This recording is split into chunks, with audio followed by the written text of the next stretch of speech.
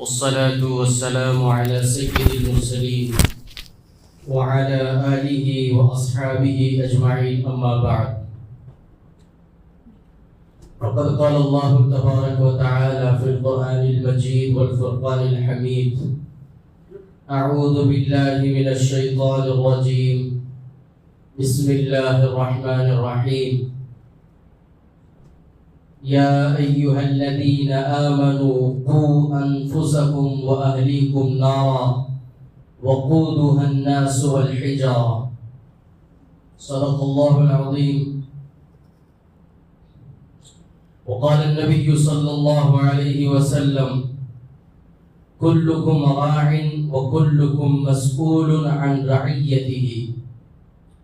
وقال عليه الصلاة والسلام: ما نحل والد ولده من أفضل أدب حسن، أو كما قال عليه الصلاة والسلام. قابل احترام بزرگوں اور عزیز دوستوں اور نوجوانوں، گرمی کی چھٹیاں آنے والی ہیں. چند ہی دنوں میں اس مہینے کے آخر تک تمام اسکولوں کو سمر ہالیڈیز ہو جائیں گے. ایسے وقت پہ ان گرمیوں کی چھٹیوں کو اپنے بچوں کے لیے کیسے ہم نفع بخش بنائیں، اس کی ہمیں فکر کرنے کی بہت ضرورت ہے. گرمی کی چھٹیاں بچوں کے لیے ایک ریفریشر کورس کے طور پر ہوتی ہیں.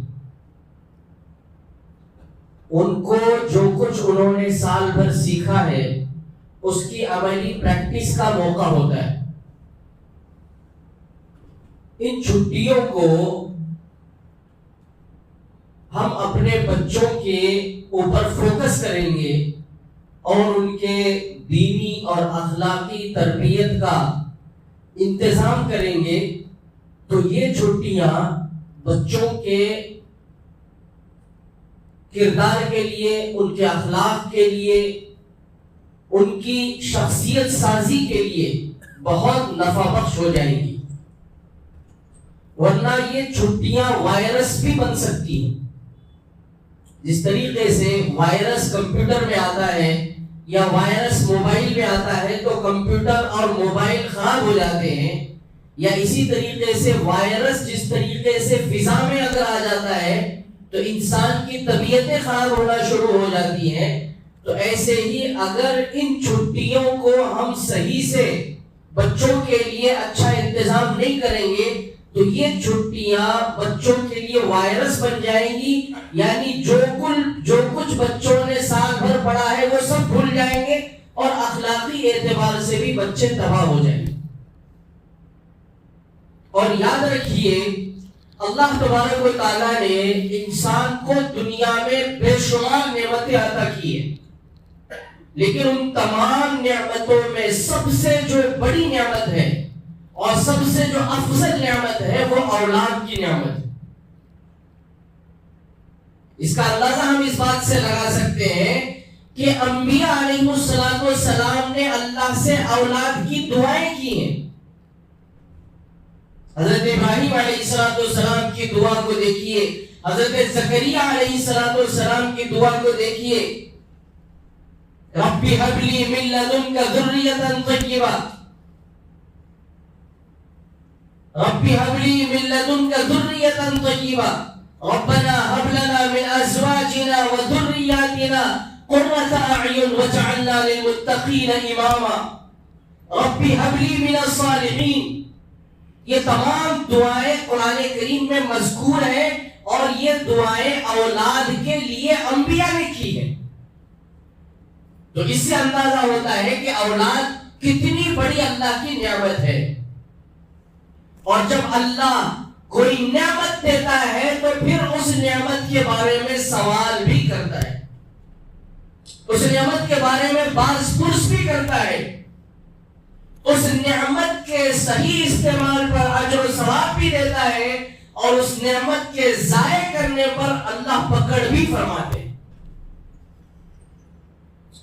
اللہ تعالیٰ فرماتے ہیں لَإِن شَكَرْتُمْ لَأَزِيدَنَّكُمْ وَلَئِن كَفَرْتُمْ إِنَّ عَذَابِي لَشَدِيدٌ، کہ جو نعمتیں میں نے تم کو دی ہیں اگر تم ان نعمتوں کا شکر کرتے ہو تو میں نعمتوں میں اضافہ کرتا ہوں، اگر تم ناشکری کرتے ہو تو یاد رکھو میرا جو عذاب ہے بڑا سخت ہے۔ اسی لیے اللہ کے نبی صلی اللہ علیہ وسلم نے فرمایا انا کلکم راع وکلکم مسئول عن رعیتی، کہ اے لوگوں تم میں سے ہر آدمی ذمہ دار ہے۔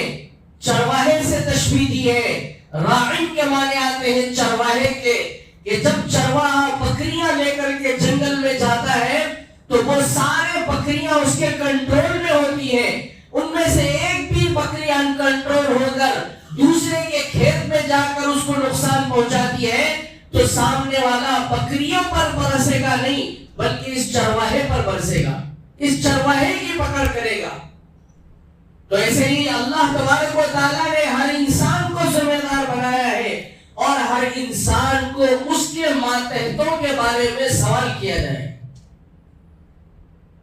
تو اولاد انسان کے ماتحت ہوتی ہے، تو اولاد کی تربیت کے سلسلے میں اللہ کے پاس سوال ہوگا، اولاد کے آخرت کے سلسلے میں ہم نے کیا فکریں کی ہے اس سلسلے میں بھی اللہ کے پاس سوال ہوگا۔ تو اس لیے والدین کی ذمہ داری یہ ہے کہ جب اللہ نے اولاد جیسی نعمت ہم کو عطا کی ہے تو اس کی تعلیم و تربیت کا بہترین انتظام ہو۔ اور یاد رکھیے یہ اولاد جو ہے ہمارے لیے دنیاوی اعتبار سے بھی نفع کی چیز ہے اور اخروی اعتبار سے بھی نفع کی چیز ہے، یعنی ہمارا پروفٹ والا تعلق جڑا ہوا ہے بچوں کے ساتھ، ہم ایسے ہی پیدا کر کے چھوڑ نہیں سکتے۔ دنیاوی اعتبار سے پروفٹ یہ ہے، دنیاوی اعتبار سے فائدہ یہ ہے کہ یہ بچے اگر ہم ان کی تعلیم و تربیت کر کے ان کو بڑا کریں گے تو جب ہم بڑھاپے کی عمر کو پہنچ جائیں گے تو یہ ہمارے لیے سہارا بن جائیں گے، ہمارے لیے بڑھاپے کے ایک لاٹھی بن جائیں گے، ہمارے لیے آنکھوں کی ٹھنڈک بن جائیں گے۔ اور اخروی فائدہ یہ ہے کہ یہ اولاد صدقہ جاریہ ہوگی۔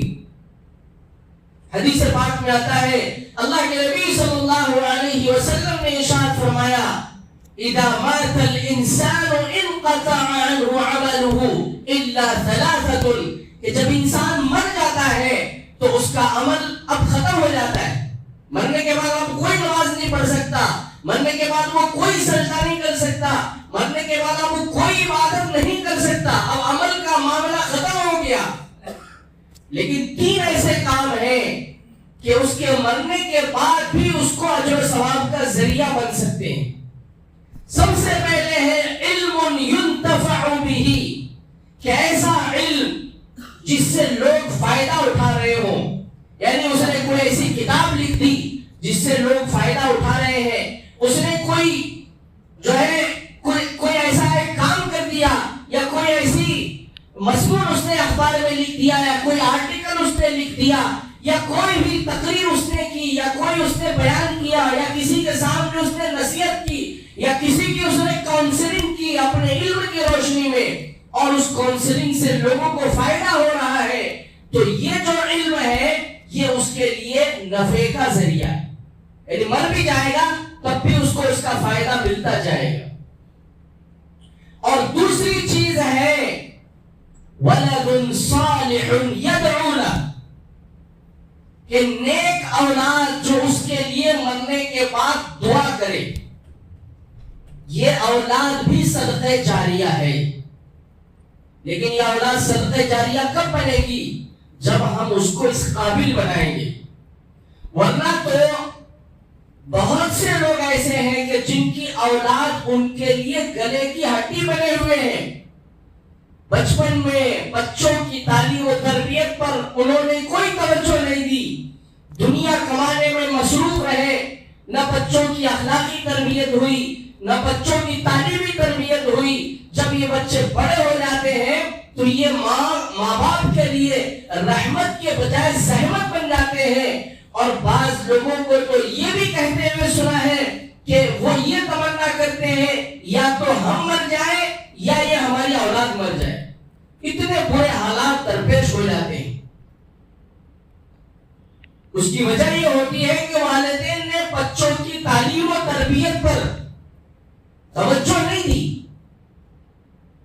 اور جو تیسرا عمل ہے جس کا اجر و ثواب انسان کے مرنے کے بعد بھی جاری رہتا ہے وہ ہے صدقۃ جاریہ. کوئی ایسا کام کرنا کہ جس سے لوگ فائدہ اٹھائیں. مثال کے طور پر کہیں کنواں کھدوا دیا یا کہیں بورویل ڈلوا دیا یا مسجد تعمیر کر دی یا کوئی سرایہ تعمیر کر دیا یا کسی مدرسے میں کوئی کمرہ بنا کر کے دے دیا. جب تک لوگ اس پانی سے فائدہ اٹھا رہے ہیں, اس مسجد میں نمازیں پڑھ رہے ہیں, اس مدرسے میں قال اللہ اور قال رسول پڑھ رہے ہیں, تو اس کا اجر و ثواب مرنے کے بعد بھی اس کو چلتا رہے گا. تو اس سے اندازہ ہوا کہ اولاد اللہ نے نعمت کے طور پر ہمیں دی ہے, ساتھ ہی ساتھ ہمارا ذاتی مفاد بھی ان کے ساتھ جڑا ہوا ہے, دنیوی اعتبار سے بھی جڑا ہوا ہے اور اخروی اعتبار سے بھی جڑا ہوا ہے. لیکن شرط یہ ہے کہ ہم اپنے بچوں کو اس قابل بنائیں کہ وہ ہمارے لیے ہمارے مرنے کے بعد خیر کے کام کرے, ہمارے لیے ایصال ثواب کرے اور لوگوں کے لیے ضرر کا سبب بننے کے بجائے نفع کا سبب بنے. خیر الناس من ينفع الناس, سب سے بہتر انسان وہ ہے جس سے لوگوں کو فائدہ پہنچتا ہو, اور سب سے خراب انسان وہ ہے جس سے لوگوں کو نقصان پہنچتا ہو. تو یہ جو گرمی کی چھٹیاں ہیں, سمر ہالیڈیز ہیں, ان چھٹیوں کو ضائع نہیں کرنا چاہیے. والدین کی ذمہ داری یہ ہے کہ بچہ 1 مہینے 40 دن 45 دن جتنے بھی دن کی چھٹی ہوتی ہے ان بچوں کے لیے ایک بہترین پلان تیار کرے. یہ والد کی ذمہ داری ہے. اگر والدین اپنے بچوں کی چھٹیوں کی پلاننگ نہیں کریں گے تو بچوں کا وقت ضائع ہوگا.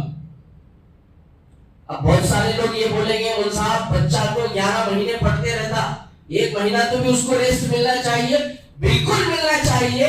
ہم تو یہ کہتے ہیں کہ بچوں کو, فیملی کو لے کر کے آپ کہیں سفر بھی کرو, گھومنے کے لیے چلے جاؤ اور دیکھو اللہ کی قدرت کے نظاروں کو, دیکھو پہاڑوں کو, دریاؤں کو, سمندروں کو, اللہ تعالیٰ نے کس طریقے سے اس کو بنایا ہے, کیسے وہ اللہ کے حکم کے مطابق کام کر رہے ہیں, تاکہ تمہارے یقین کے اندر اور تمہارے ایمان کے اندر اضافہ ہو جائے. لیکن یہ جو گھومنا پھرنا ہے یہ بھی شریعت کے دائرے میں ہونا چاہیے, پردے کے ساتھ ہونا چاہیے. اس میں کوئی ایسا عمل نہیں ہونا چاہیے جس سے اللہ ناراض ہو جائے. گھومنے پھرنے کے اوقات میں نمازیں ہماری قضا نہیں ہونی چاہیے, ہمارے جو روزانہ کے معاملات ہیں وہ بھی قضا نہیں ہونے چاہیے. ان تمام چیزوں کا لحاظ کرتے ہوئے آپ گھومنے پھرنے بھی جا سکتے. اب ظاہر ہے کہ 1 مہینہ تو کوئی جاتا نہیں ہے, ہفتہ 10 دن بہت. اس کے بعد جو بچا ہوا وقت ہے ان اوقات کو بچوں کی جو تعلیم و تربیت ہے اس میں ہم صرف کریں. سب سے بڑی ذمہ داری اور سب سے بہترین موقع بچوں کے ساتھ ٹائم اسپینڈ کرنے کا یہ گرمی کی چھٹیاں ہوتی ہیں. آج کل جو دنیا ہے بہت گہما گہمی والی دنیا ہے, ہر آدمی پریشان حیران ہے, اور ہمارا زندگی کا اور لائف کا شیڈول اتنا ٹائٹ ہو چکا ہے کہ بچوں کو ہم کما حق وقت نہیں دے پاتے ہیں. اور ابھی اسکولوں میں بھی ایجوکیشن سسٹم ایسا ہوا ہے کہ بچے دن بھر اسکولوں میں رہتے ہیں, ماں باپ کے ساتھ ان کا ٹائم بہت کم رہتا ہے. اب ایسے وقت میں والد کے لیے ضروری ہے کہ اپنی جو بھی ان کی روزانہ کی مصروفیات ہے اس میں سے کچھ ٹائم نکالے اور اپنے بچوں کے ساتھ سرو کرے, بچوں کے ساتھ ٹائم اسپینڈ کرے, بچوں سے باتیں کرے, بچوں سے ان کے تعلیم و تربیت کے بارے میں پوچھے, ان کے اسکلز کے بارے میں پوچھے, انہوں نے جو دینی تعلیم اسکول میں حاصل کی ہے یا دنیاوی تعلیم انہوں نے کوئی اسکول میں حاصل کی ہے تو اس کے ایکسرسائز کرے، بچوں کے ساتھ ڈسکشن کرے، بچوں کے جذبات کو سنے، اور بچوں کے ساتھ جب ہم وقت گزار رہے ہیں تو ساتھ ہی ساتھ یہ کوشش کرے کہ گفتگو میں ہم رسول اللہ کی سیرت بھی ان کے سامنے بیان کریں۔ رسول اللہ بچپن میں تھے تو کیسے تھے، آپ صلی اللہ علیہ وسلم کے اخلاق کیسے تھے، آپ صلی اللہ علیہ وسلم کے والدہ کا نام کیا تھا، آپ صلی اللہ علیہ وسلم کے والد کا نام کیا تھا، آپ صلی اللہ علیہ وسلم کی نکاح کس عمر میں ہوا، آپ صلی اللہ علیہ وسلم کا جو ہے نبوت کس عمر میں ملی، آپ صلی اللہ علیہ وسلم مدینے میں کتنے دن رہے، مکے میں کتنے دن رہے، حجۃ الوداع کے موقع پر کتنے لوگ اسلام میں داخل آئے۔ یہ موٹی موٹی جو رسول اللہ کی سیرت ہے وہ بچوں کے ساتھ ڈسکس کرے، اور بچوں کا جو ہے دیکھ کر کے پڑھنے سے چیزیں بہت کم یاد ہوتی ہے، سن کر کے جو چیزیں ان کو یاد ہو جاتی ہیں تو وہ ہمیشہ ہمیشہ یاد رہتی ہے۔ اسی طریقے سے خلفائے راشدین کا تذکرہ ان کے سامنے کرے، اور جو عظیم فاتحین اسلام تاریخ اسلام میں گزرے ہیں ان کا بھی ان کے سامنے ذکر کرے، حضرت علی رضی اللہ تعالیٰ عنہ، حضرت خالد بن ولید رضی اللہ تعالیٰ عنہ، صلاح الدین ایوبی، اور اس طریقے سے جتنے بڑے بڑے فاتحین اسلام گزرے ہیں جنہوں نے اسلام کے جھنڈے کو پوری دنیا میں بلند کیا، تو خود تھوڑا سا وقت نکال کر کے پڑھیں اور بچوں کے سامنے کہانی کے طور پر بیان کریں تو بچوں کو اس میں بڑا مزہ آتا ہے۔ ایک ذمہ داری تو یہ ہے۔ دوسرا کام والد کا یہ ہے کہ جو اسکل والد کے پاس ہے وہ بچوں کو بھی سکھانے کی کوشش کرے۔ اگر آپ کمپیوٹر میں ماہر ہیں تو ایک آدھا پون گھنٹہ نکال کر کے بچے کو کمپیوٹر سکھائے۔ اگر آپ اے آئی میں بہت ماہر ہیں، آپ کو بہت سارے اے آئی کے ٹولز معلوم ہیں، تو آپ بچے کو اے آئی کے ٹولز بتائیں، اور ایجوکیشن میں اور اس کے سلیبس میں اس اے آئی ٹولز کو کس طریقے سے استعمال کیا جاتا ہے وہ بچے کو بتائیں۔ اسی طریقے سے اگر بچی ہے گھر میں تو والدہ کی ذمہ داری یہ ہے کہ اس بچی کو سال بھر تو وہ اسکول میں پڑھ رہی ہے، کتابوں میں مصروف ہے، لیکن یہ جو 1 مہینہ 40 دن کا جو وقت ہے اس وقت کو وہ اپنے ساتھ گھر کے کاموں میں رکھے، انہوں نے خانہ داری میں اس کو اپنے ساتھ جوڑے رکھے، کچن میں روٹی بنانے کی پریکٹس کروائیں، کھانا بنانے کی پریکٹس کروائیں۔ آج بہت سارے ایسے واقعات ہوتے ہیں، بچیوں کا نکاح ہو جاتا ہے لیکن جب وہ سسرال پہنچ جاتی ہے تو ادھر سے یہ کمپلین آتی ہے کہ بچے کو بچی کو روٹی بنانے نہیں آتی۔ تو یہ چھٹیوں کا موقع ایسا ہے کہ اگر ہمارے گھر میں لڑکیاں ہیں تو لڑکیوں کو ان کے والدہ کے ساتھ جوڑے، اور گھر کے جو کام ہے اور گھر کے اعتبار سے جو چیزیں ہو سکتی ہیں ان لڑکیوں کو بھی سکھائیں، یہ والدہ کی ذمہ داری۔ اور اس کے بعد تیسرا جو سب سے اہم کام ہے وہ یہ ہے کہ بچہ جو ہے اس کے لیے دینی تعلیم سکھانے کے لیے سمر کیمپس جگہ جگہ لگے ہوئے ہوتے ہیں، مختلف مسجدوں میں مختلف مدرسوں میں سمر کیمپ کا انتظام ہوتا ہے۔ 2-3 گھنٹے کی تعلیم اس سمر کیمپ میں ہوتی ہے، اس میں اسلام کی موٹی موٹی بنیادی معلومات بچوں کو سکھائی جاتی ہے، تجوید سے قرآن کریم سکھایا جاتا ہے، عقیدہ سکھایا جاتا ہے، اخلاق سکھائے جاتے ہیں، رسول اللہ کی سیرت ان کو بتائی جاتی ہے۔ تو ان سمر کیمپ میں اپنے بچوں کو داخلہ کروائے، ایڈمیشن کروائے۔ اس کے لیے اگر آپ کو کچھ فیس دینے کی ضرورت پڑ رہی ہے تو فیس بھی دے دیں۔ اسکول کی تعلیم کے لیے، دنیاوی تعلیم کے لیے جس کا فائدہ صرف دنیا تک محدود ہے اس کے لیے ہم لاکھوں روپے خرچ کرنے کے لیے تیار ہیں، لیکن دینی تعلیم جس کا فائدہ دنیا میں بھی ہے اور آخرت میں بھی ہے اس کے لیے چند پیسے خرچ کرنا ہمارے دل پر بڑا بار گزرتا ہے۔ تو سمر کیمپ میں اپنے بچوں کا داخلہ کروائے تاکہ بچہ اخلاقی اعتبار سے درست ہو جائے، دینی تعلیم سے وہ آراستہ ہو جائے، اسلام کی بنیادی عقائد سے وہ واقف ہو جائے، اور اس کے بعد بچوں کے لیے مختلف سپورٹس ایکٹیویٹی کا بھی انتظام کرے، کیونکہ انسان جب کھانا کھاتا ہے تو اس کے جسم میں قوت پیدا ہوتی ہے، ایک قسم کی انرجی اس کے باڈی میں بلڈ ہوتی ہے. تو جو بڑے لوگ ہوتے ہیں وہ اپنے کام کاج میں اور اپنی محنت میں وہ سب انرجی جو ہے استعمال ہوتی ہے، لیکن بچہ جب کھانا کھاتا ہے تو اس کے اندر جو انرجی ہوتی ہے وہ انرجی باہر نکلنا ضروری ہے. اگر وہ انرجی باہر نہیں نکلے گی تو وہ بچہ، اس کے اندر ٹیلنٹ کی کمی آ جائے گی، وہ بچہ ڈپریشن میں چلا جائے گا، وہ بچہ احساس کمتری میں مبتلا ہو جائے گا. تو اب بچے کی انرجی نکلے گی اسپورٹس ایکٹیویٹی سے، اور اسپورٹس ایکٹیویٹی میں سب سے بہترین ایکٹیویٹی ہے تیراکی، سوئمنگ جس کو ہم کہتے ہیں. اپنے بچوں کو 1 مہینے کے لیے سوئمنگ کلاسز لگائیے، آپ خود ان کے ساتھ جائیے، آپ بھی ان کلاسز میں جوائن ہو جائیے، کیونکہ سوئمنگ ایک ایسا عمل ہے کہ یہ سنت بھی ہے اور اس میں صحت بھی ہے. سوئمنگ جب کوئی انسان کرتا ہے تو وہ ایسے آدھا گھنٹہ سوئمنگ کرنا ایسے ہے جیسے 2 گھنٹے سے زیادہ جم کرنا.